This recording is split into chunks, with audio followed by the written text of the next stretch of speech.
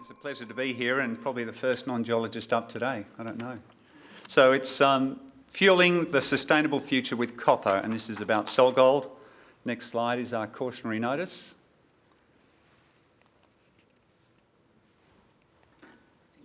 Other way. I'll put it over there. Got it. Thank you for that. The Solgold opportunity. The main project that we have at Solgold is Alpala, and that's a deposit at Cascabel, and that's the largest independently owned, undeveloped copper porphyry in the world, copper gold porphyry. It's 2.6 billion tonnes at about 0.53% copper. It includes a high-grade component of 440 million tonnes at 1.4%. I mean, it's amazing, and that's just the start. It's well-defined and large. The metallurgy is looking good, and we've got large direct investments from BHP and Newcrest and Franco. So that endorses the company, the country, and also the quality of the opportunity.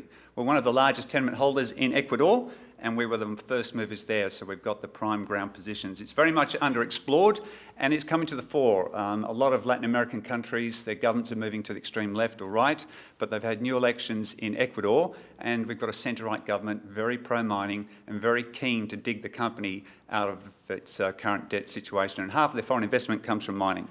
And of all things, it's one thing having a world-class deposit, but if you get your timing wrong, you get sort of destined to, I wouldn't say the scrap heap, but you get put on the back burner. But to be moving forward with a world-class deposit when the dynamics for the copper market could not be better. And we just heard George, great presentation, George, talking about the shortfall. I mean, coming into a market, our experts are saying that there's a 6.5 million tonne per annum shortfall coming by 2030. You're talking a market that's got 25 million tonnes per annum of copper supply, and by 2030 the world's going to need another 6.5 million tonnes, and where is it going to come from? So having a large-scale project, in fact any copper project that's coming into production over the next few years, I think you're going to shoot the lights out.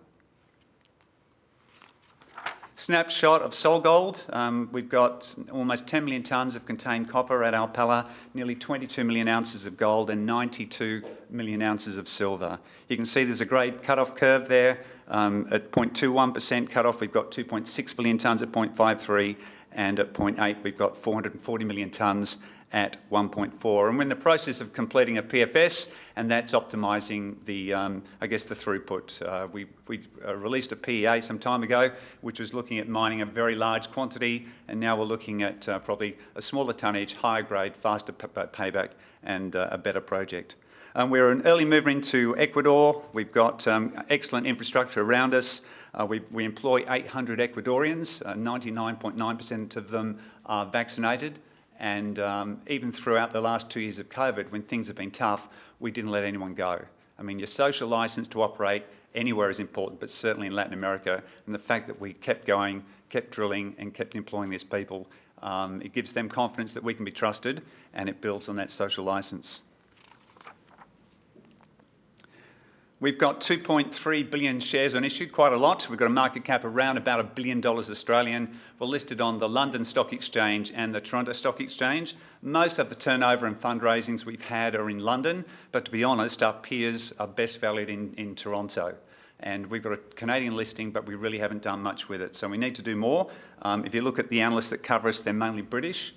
And I think we're very well undervalued relative to our net asset value compared to the peer group. And I think you'll see a number of companies with assets in Latin America looking to move to Toronto, and it makes a lot of sense. Our shareholders, BHP, they're at 13.5%, Newcrest 13.5%. We've got Nick Mather and his group with about 20%, and BlackRock with 5%. So a pretty good quality register. And on the right-hand side, I think on the right-hand side you can see the transaction history with the likes of Newcrest and BHP and Franco. In terms of next steps, we are advancing Cascabel and Alpala towards development. We're progressing our PFS, and that's underway at the moment, and we hope to have an update on that very soon. And we're looking at applying the blueprint that we have for Alpala throughout the rest of Ecuador. And Steve Garwin, who's speaking next and will give more of a technical presentation, he is worth his weight in gold in terms of helping us define our targets, come up with the blueprint and rolling it out. So we've... Copper's better. Worth his weight in copper, absolutely. So thanks, Steve.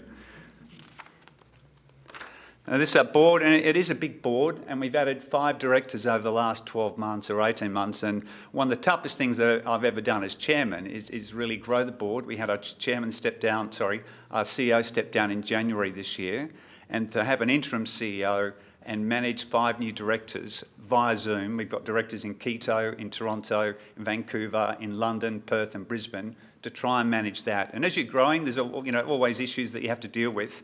And being humans, it helps if you can sit across the table and nut stuff out. It builds trust and relationships. But trying to do that via bloody Teams and Zoom, it kills you. What you end up doing is spending a lot more time on the phone and on these Zoom calls. But running through that board, we've got our new CEO, Daryl Kazubo. He's next to myself. He is formerly 24 years with BHP. He was head of Olympic Dam, and more recently with Orica, where he was the Australian Pacific President. So he's a mechanical engineer and a great guy, and he's just joined us in the last couple of weeks, and we'll be moving to Brisbane soon.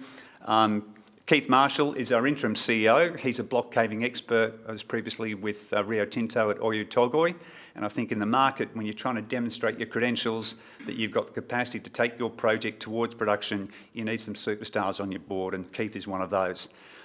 As George said, you need an ESG specialist, and Elodie Grant-Goody is an ESG superstar. She is our lead independent director in London and speaks to our shareholders. And once you get to $1 billion market cap, I guess it's okay as you get up to a certain size, but once you get to, say, $1 billion, you have a different style of institutional investor, and they tend to defer to these proxy advisors who will assess the board and its governance, and then they'll make a decision on whether they'll back you on a resolution or not. So it's really important. It's not box ticking, it's something that you have to do, and it's been a healthy thing for us. So Elodie looks after that.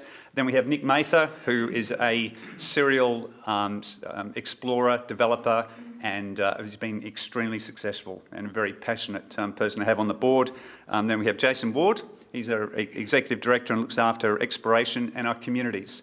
So in terms of building that social licence to operate, that trust with the Ecuadorian communities, Jason's the guy, and he's fundamental to us. The other thing, if you're developing a project in an overseas jurisdiction, you need a local champion.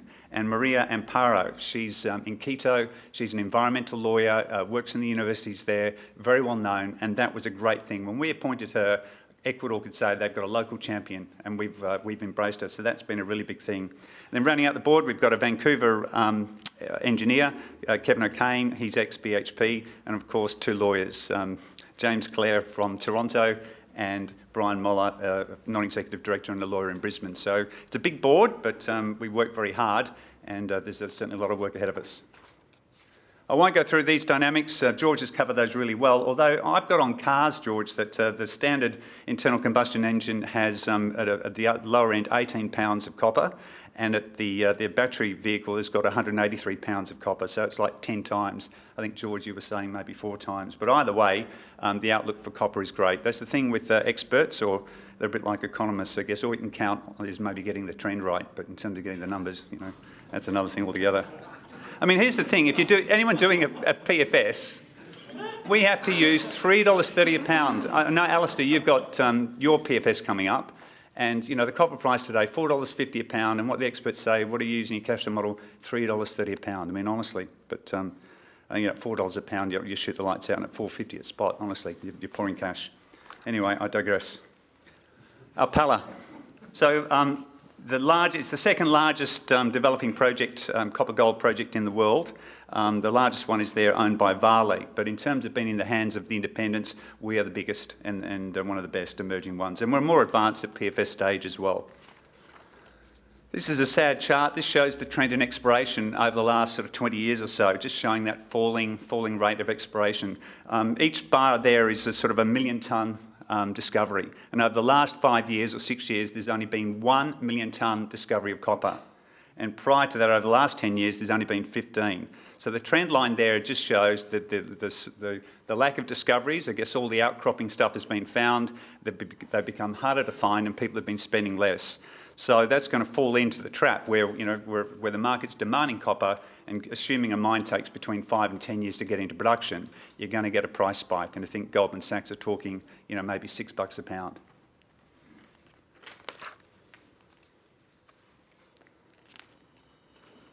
Next slide.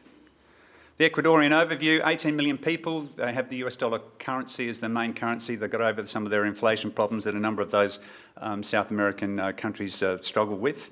One of the land features, an interesting fact, is Chimborazo is a volcano in Ecuador. It's 6.5 kilometres up, but is in fact closer to space than Mount Everest. And you go, well, how can that happen? Mount Everest is, I don't know, 7.5 kilometres high. It's because the bulge in the Earth around the equator, it sort of pushes the volcano up. So if you wanted to go to space and get there quick, you'd leave from this volcano. They also look after the Galapagos, and they've got a new national president, Guillermo Lasso, and he's very popular, and he's the newly elected president, very pro-mining. And in fact, bond yields in Ecuador have fallen from over 9% to the high fives. So that's a great thing. You know, the market speaks. If you want to see a confidence, you see a fall in bond yields. That's a good thing for Ecuador. And also there you can see some of the companies that are looking to get into Ecuador. We've got certainly BHP and Newcrest, Fortescue, Hancock, and Anglo-American, etc. So it's the place to be.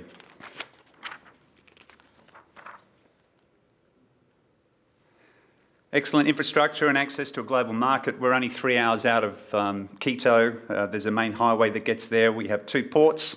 And in terms of where we operate, we go up to about 1.8 kilometres. So the average height where our mines are is 600 metres, but up to 1.8 kilometres, unlike some places in Chile where you've got to go up to 4Ks, or sorry, elsewhere in Latin America where you've got to go up to higher levels. There's plenty of oxygen where we are and lots of jungle. So and we've also got access to hydropower. Alpala, an overview there. It's 1.2 kilometres wide, 2.4 kilometres long and 1.5 kilometres deep. The middle section there you can see higher grade at depth, and we're looking at shaft options there, but we've also got an open cut option near the surface for early production. And then on the colourful chart on the far right you can see Tandayama America. And that's a new discovery. We've got 233 million tonnes at 0.33% copper, and that is growing, and that's only 3 kilometres away. So in terms of complementing maybe a high-grade underground with some open cut feed, Tandayama America provides that flexibility, but it's still work in progress. And block cave mining will be the main source. In terms of mining underground, but the mining rate that we're planning is going to be a block cave. Tandayama America, if you look at drill hole 13, 1,010 metres at 0.55% copper. I mean, a lot of the drill holes that have gone into the discoveries and even at Alpala were over a kilometre, maybe 1.5 kilometres long. It is unbelievable. Possibly one of the best holes in the world at Alpala, but at Tandayama, hole 13, 1 kilometre at 0.55. So lots of potential there. In terms of the regional program, we've got lots of targets. We're drilling for gold at Rio Amarillo, which is up there in the north, and we expect to have some announcements and results on Rio Amarillo later on this week, hopefully. And in the south there, we've got Churug, Cisne Loja, and Porvenir. Porvenir's been another great discovery, probably be a standalone operation, and I think the first hole there, in fact over the next page you can see the first hole there, hole number 1, 928 metres at 0.53% copper. Absolutely unbelievable. It is spectacular. That'll hopefully be a standalone operation. So we think we've probably got at least half a dozen Alpalas in our portfolio. And we focused on Alpala, we've got Porvenir, and there'll be a bunch more. So very exciting. Sustainability. Well, just to round up, so we've got 99% of our community are vaccinated. Jason Ward, who's our Executive Director and looks after the communities and exploration, he's on his way to planting 1 million trees in around where we operate at Alpala. There's been a lot of farmland and a reasonable amount of degradation, and he's out there planting, and he's been recognised in an international environmental award very soon for his good work there. We're very keen, we look after our community, we've got 800 employees, and our goals are aligned with the company's commitment to the UN Global Compact and 10 principles. So that sustainable approach is fundamental to our existence and fundamental to a lot of our investors who are looking for us to maintain that. In terms of some of the community projects, you can see that we have coffee beans, we have a bakery, we have chicken farms, fish farms, water and soil sampling processes, we have a medical facility and a recycling plant. We are completely integrated and engaged with our community, and they are very supportive of us, and we've been doing this for years. So that's about it. In terms of conclusion, so we have Alpala, it's a world-class project. and a top copper gold discovery, certainly in the last decade. It's endorsed by leading corporate and institutional stakeholders. We have a highly prospective pipeline of projects and targets, and we're perfectly placed to take advantage of a robust long-term copper demand. Thank you very much.